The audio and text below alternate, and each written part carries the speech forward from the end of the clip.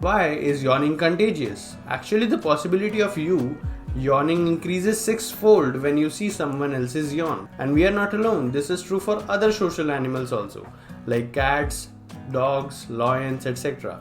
This can be related to a phenomena called social mirroring, where organisms imitate the actions of others, and it is linked to a specific kind of neuron called mirror neurons. Now let's see why we yawn. So it happens to cool the temperature of the brain. Yawn forces warm blood to drain away from the brain while increasing the supply of cooler blood to it.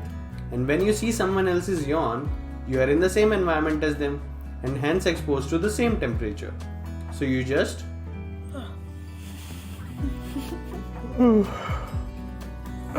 Did you know about it?